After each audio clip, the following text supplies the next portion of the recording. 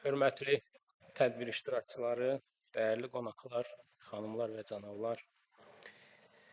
Bugün biz əlamətdar bir tarix 28 aprel Ümumdünya Əmək Mühafizəsi Günü və ilk kollektiv müqavilənin 120 illiyinə həsr olunmuş konfrans çərçivəsində bir araya gəlmişik.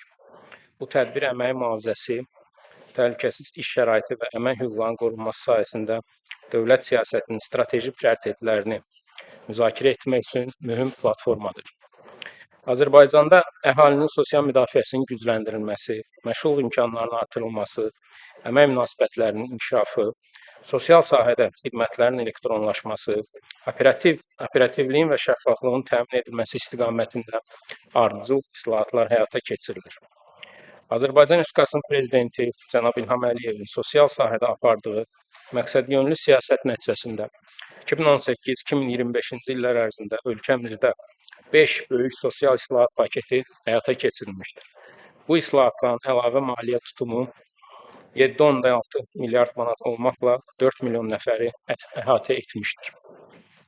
Nəticədə bu dövrdə minimum əmək haqqı 3,1 dəfə, minimum pensiya 2,9 dəfə, orta aylıq pensiyada isə 2,6 dəfə artım müşahidə olunmuşdur. Sosial müavinət və təqaüd ödənişlərinin həcmi isə 5 dəfə artaraq 400 milyon manatdan 1,9 milyard manata çatmışdır.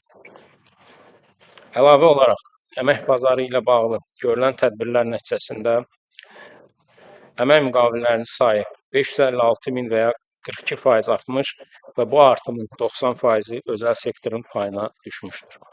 Qeyd olunan müddət ərzində əmək haqqı fondu 2,9 dəfə, o cümlədən qeyri-dövlət sektoru üzrə 3,2 dəfəyədək artmışdır. Şəhid ailələri və müharibə əhlilərinin sosial müdafiəsi və məşğulluğu ilə bağlı tədbirlər gücləndirilmiş, Vətən müharibəsindən sonraki dövrdə bu kateqoriyadan olan 131 min unikal şəxsə ümumilikdə 380 minə yaxın sosial xidmət göstərilmişdir. Şəhid ailələrinin və müharibə əhlilərinin müavinət və təqaüdləri ortaya hesabla 2 dəfəyədək artırılmışdır. Son 5 ildə onlara 6800 mənzil və müharibə əhlilərinə isə 567 avtomobil verilmişdir. Qeyd etmək lazımdır ki, ötən müddət ərzində biz şəhid ailələrinə və müharibə əhlilərinə 16 minədək deməli mənzil vermişik, eyni zamanda 7 minədək həmin şəxslər avtomobillərlə təmin olunmuşdur. 26,2 min nəfərin məşğulluğu təmin olunmuş, o cümlədən 12,4 min nəfər özünə məşğulluq proqramına, 1070 nəfər isə peşə hazırlığı proqramına cəlb edilmişdir. 11 min nəfərə 77 min sosial-psixoloji dəstək və reabilitasiya xidməti göstərilmiş, o cümlədən 492 hərbiçiyə 609 yüksək texnologiyalı protez, 2300 müharibə əhlinə 70 min reabilitasiya vasitəsi təqdim olunmuşdur. Ölkəmizdə 2019-2030-cu illər üçün Azərbaycan Respublikasının məşğulluq strategiyasının, habelə işsizdən sığorta və məşğulluq haqqında qanunların qəbul olunması, işsiz və iş axtaran şəxslərin sosial müdafiəsi sahəsində aktiv tədbirlərinin səmərəliliyinin artırılmasını, ünvanlıq prinsipi əsasında çevik maliyyə mexanizminin formalaşdırılmasını, məşğulluq xidmətlərinin yeni modelinin tətbiqini təmin etmişdir. 2018-ci ildən başlayaraq görülmüş tədbirlər nəticəsində 1,6 milyon şəxs müxtəlif məşğulluq tədbirlərinə cəlb olunaraq 721 mindən artıq işsiz və iş axtaran şəxs münasib işlə təmin olunmuş, 42 mindən çox peşə hazırlığına, 3,3 min şəxs əmək haqqının birgə maliyyələşmə proqramına cəlb olunmuşdur ki, məşğulluğun təminatı sayəsində əldə olunmuş bu nəticələrdə işə götürənlərin rolunu xüsusi olaraq qeyd etmək lazımdır. Ötən dövrdə 97 mindən çox ailə üçün özünə məşğulluq proqramı çərçivəsində kiçik bizneslər yaradılmışdır. Azərbaycan Respublikasının birinci vitse-prezidenti Mehriban xanım Əliyevanın təşəbbüsü əsasında yaradılmış dost mərkəzləri ölkənin yeni brendinə çevrilmişdir. 2019-cu ilin may ayından bu günə kimi dost mərkəzlərində vahid platformadan tam şəffaf və operativ formada 3,4 milyondan çox vətəndaşa xidmət göstərilmiş və həmin xidmətlərdən vətəndaşların məmnunluq səviyyəsi hazırda 98,4% təşkil edir. Nazirlik tərəfindən əhaliyə təqdim edilən sosial xidmətlərin rəqəmsallaşması istiqamətində də son illər mühüm nailiyyətlər əldə edilmişdir. Hazırda Nazirlik üzrə elektronlaşma səviyyəsi 90%-dən yüksəkdir. 159 xidmətin 140-ı elektronlaşdırılıb. Onlardan 56 xidmət tam proaktiv şəkildə əhaliyə təqdim olunur. Sağlam və təhlükəsiz əmək şəraitinin təmin edilməsi Azərbaycan dövlətinin əmək münasibətləri sayəsində apardığı siyasətin əsas istiqamətlərindən birini təşkil edir. Hazırda ölkəmiz Beynəlxalq Əmək Təşkilatının 59 konvensiyasını və bir protokolunu ratifikasiya etməklə MDB ölkələri arasında ən çox Beynəlxalq Əmək Təşkilatının standartlarını qəbul etmiş ölkələrdən biri hesab olunur.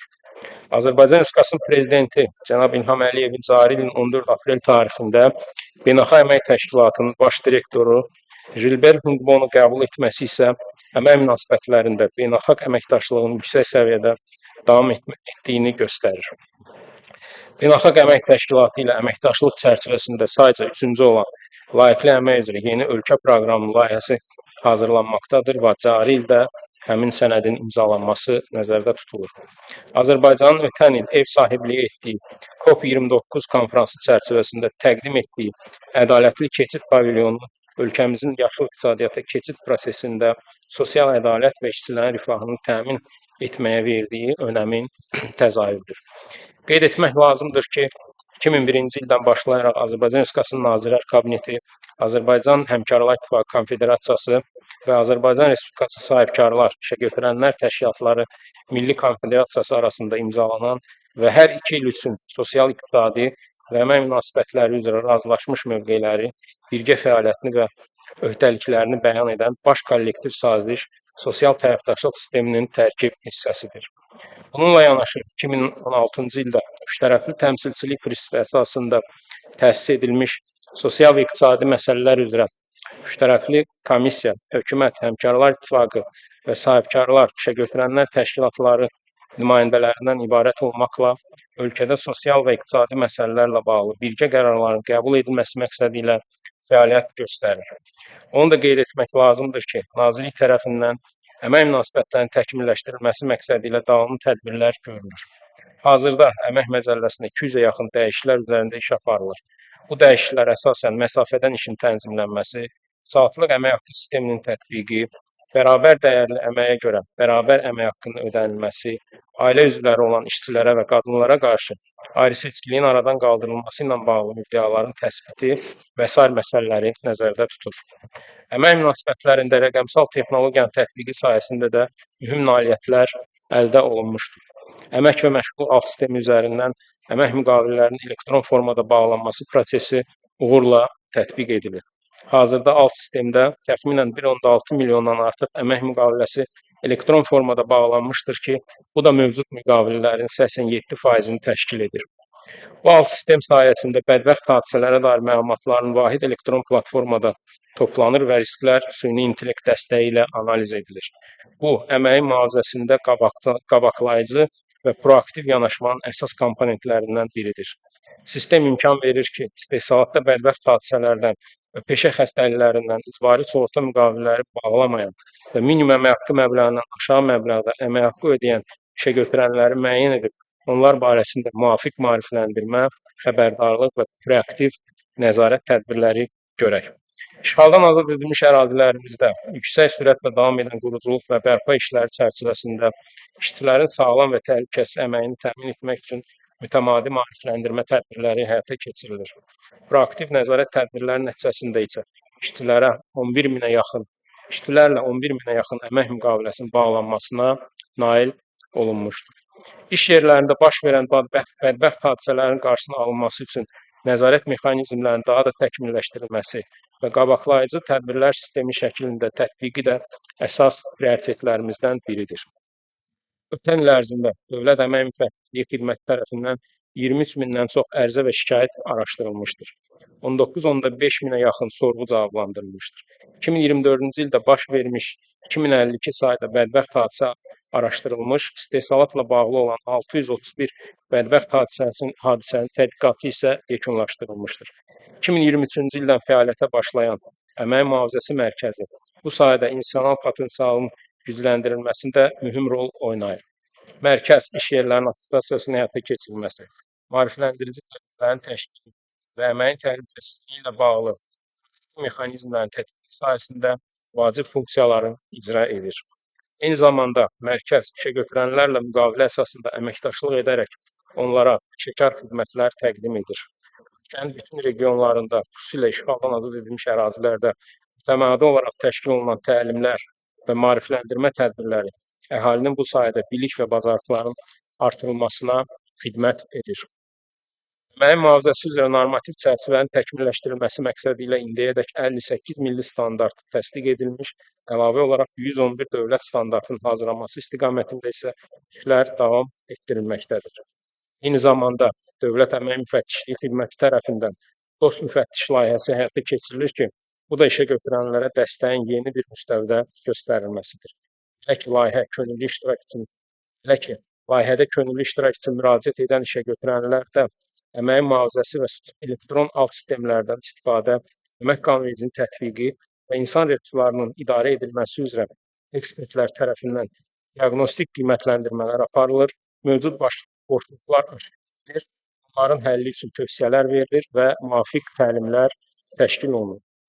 Əziz konfrans iştirakçıları, son illər ölkəmizdə əməyin mühafizəsi sahəsində aparılan islahatlar, rəqəmsallaşmanın tətbiqi, beynəlxalq təcrübəyə əsaslanan yanaşmalar mühüm nəticələr vermişdir. Bununla belə, iş yerlərində təhlükəsizliyin təmin olunması hələ də prioritet olaraq qalır və bu istiqamətdə davamlı nəzarət, təlimlər və qabaqlayıcı tədbirlərin keçirilməsi vacibdir. Çıxışımın sonunda konfransın işinə uğurlar arzulayır, aparılan müzakirələrin əmək mühitinin təkmilləşməsi istiqamətində dəyərli nəticələr verəcəyinə inanıram. Diqqətinizə görə təşəkkür edirəm.